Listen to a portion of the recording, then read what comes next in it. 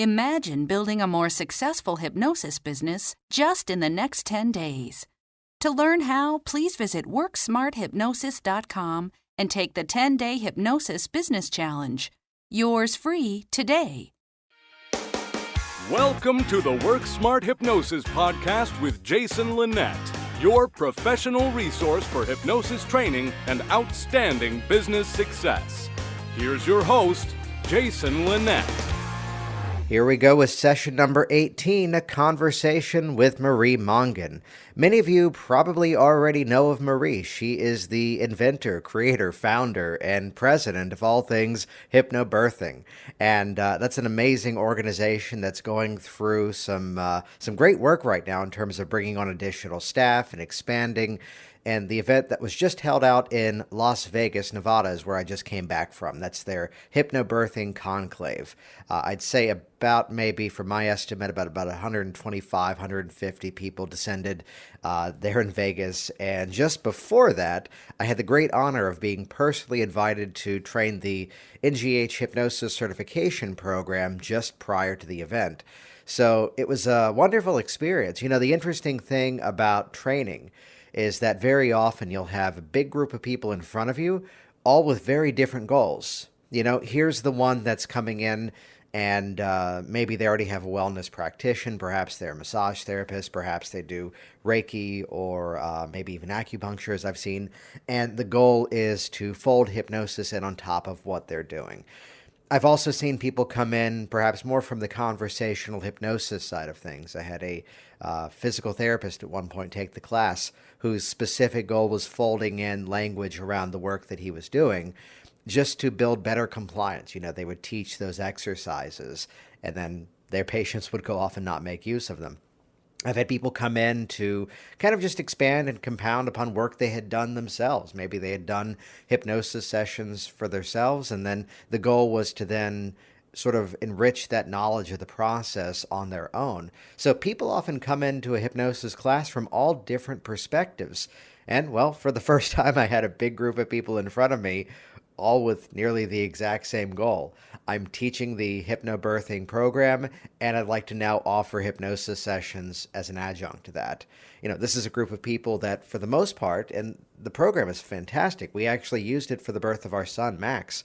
Yet it's designed so well that it's a binder that really does most of the work, most of the information for the practitioner, for the hypnobirthing childbirth educator. So to be there expanding these skills, expanding this knowledge, it was a fabulous group, and we worked quickly, we worked efficiently, and they definitely took to it rather well.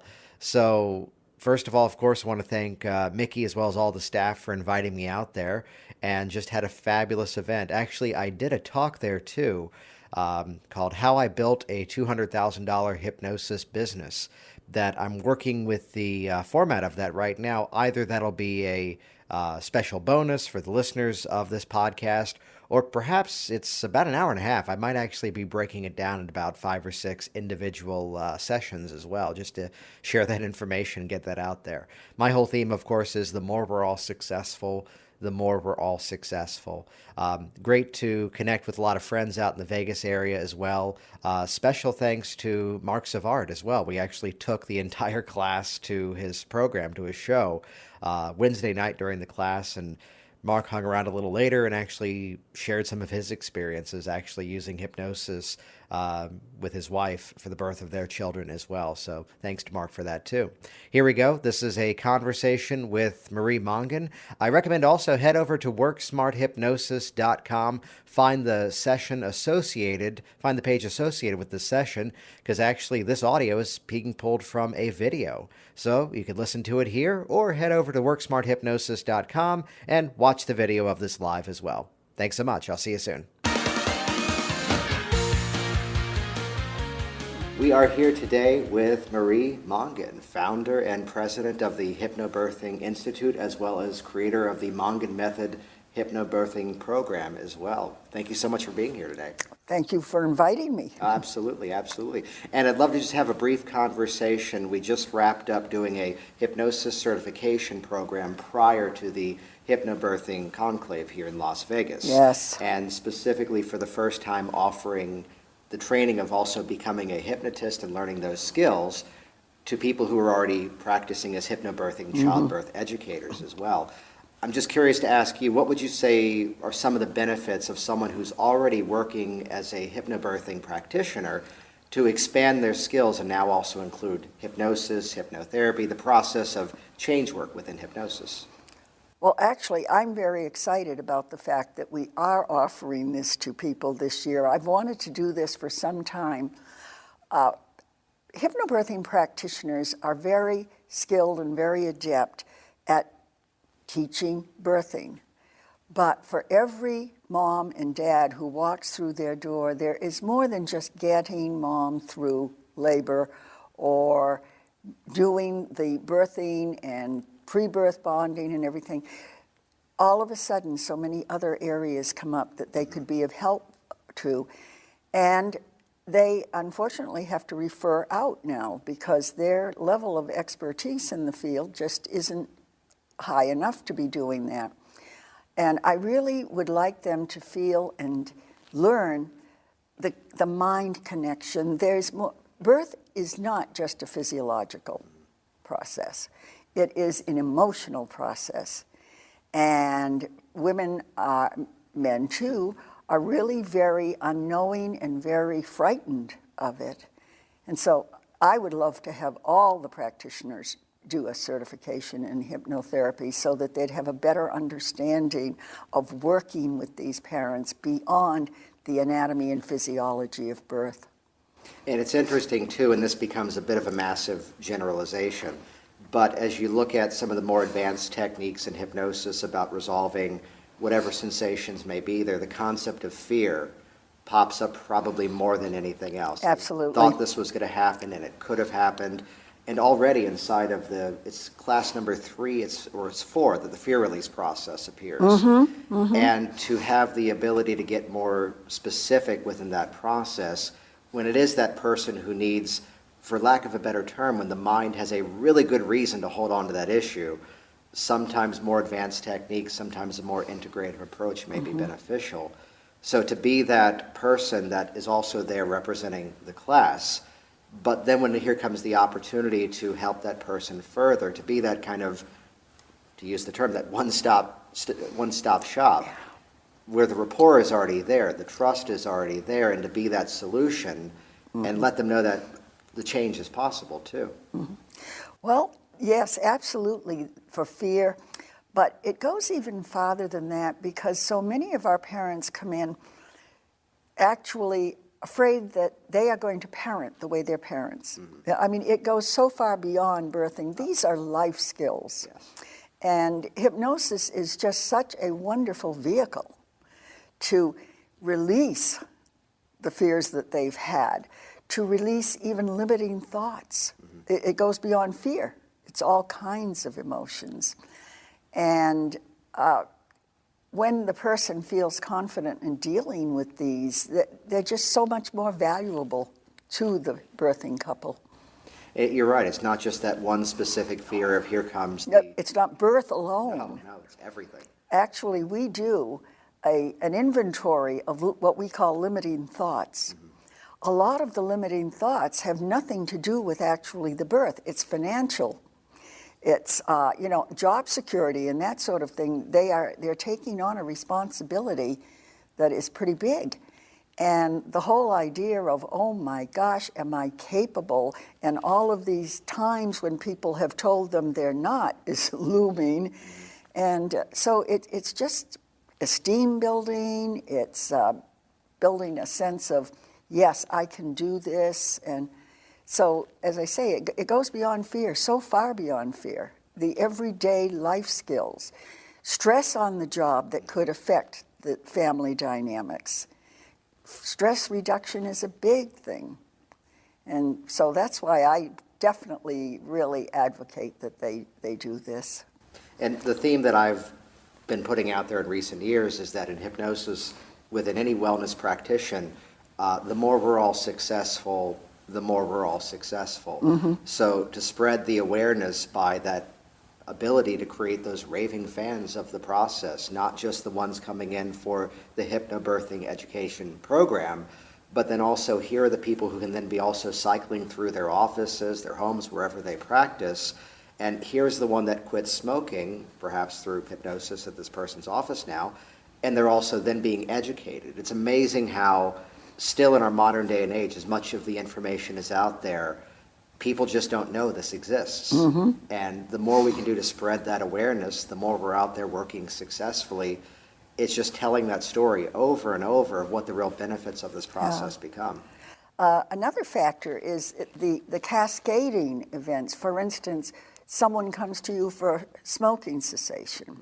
So you work with her or him or them with that. We have a way of working through the entire family. And then the next thing you know, they're interested in talking with you about fertility.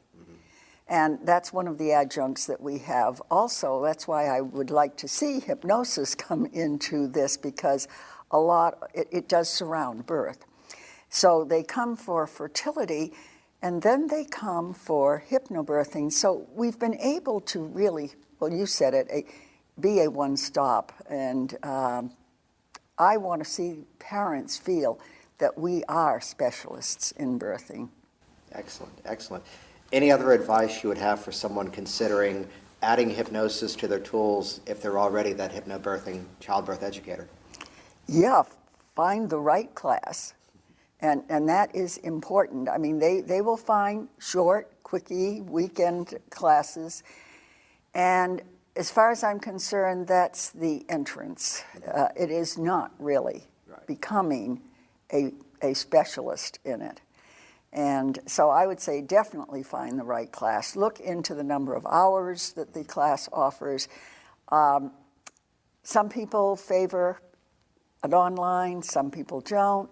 I really like the interaction of a live class. I mean, these are human skills we're talking with, and human interaction, personal interaction.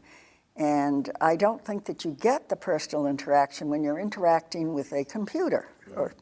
And so this is one of the things that I very strongly for both hypnobirthing and hypnosis. Absolutely. Is do it on, no, don't do it for a live class so that you just have that interaction. Excellent. Yeah, and we just had a great experience. We had 11 people in the room for the class we just wrapped up. And to see that arc of the student where it begins, where some of this information is brand new that first day, and it's not a matter of saying this is good, this is bad. It's a matter of expanding all of those skills. And we get to the point in the class, the way that I do it the last day, where all of a sudden, here come these case studies. Here come these real examples of people that I've worked with.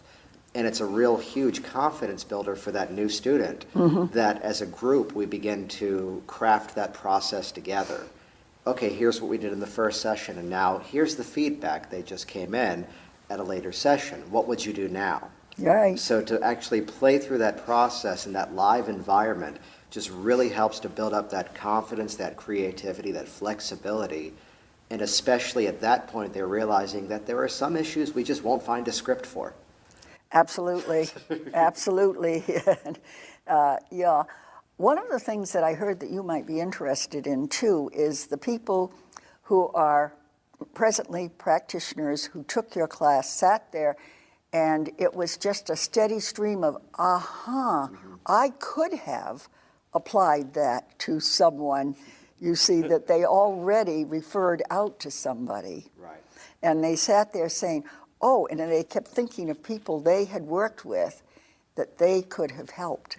They weren't able to because they didn't have that extra skill and that extra perception of, oh yes, this would be a perfect fit. Although it's a quote borrowed from a friend, we all wish we can call up our very first client and say, no, really, I got better, come back. Yeah. So we're always learning, we're always expanding. Absolutely, It's how yeah. even as I'm here teaching the class, even as I'm here presenting, actually, about 20 minutes from now, it's the task of still continuing that education. You know, my opinion is be that perpetual student who's putting the information into use, yet still expanding skills and learning further, rather than that professional student that's all you're doing and looking for that one next thing that's going to get me ready, which is why I think it's so important to fold in those themes of, well, here's that next step. Here's the thing you can do now. Right. Yes. Right. Yes. This is one of the reasons why in our program we do insist on professional development. You know, it's not well, I got the stamp and so now I'm free. No, we insist on that, and I can't think of a better way than adding hypnotherapy to it. Excellent. It's been a pleasure to be here. Thank you. Thank you. We'll see you soon. Thanks for listening to the Work Smart Hypnosis podcast at WorkSmartHypnosis.com. Hey there, it's Jason, and I want you to be one of the first to find out as we upload amazing new content. So do this right now. Click the subscribe button right here on this video. That's going to link you to our YouTube channel here, and you will be the first to find out as new resources and downloads are made available. Do it now.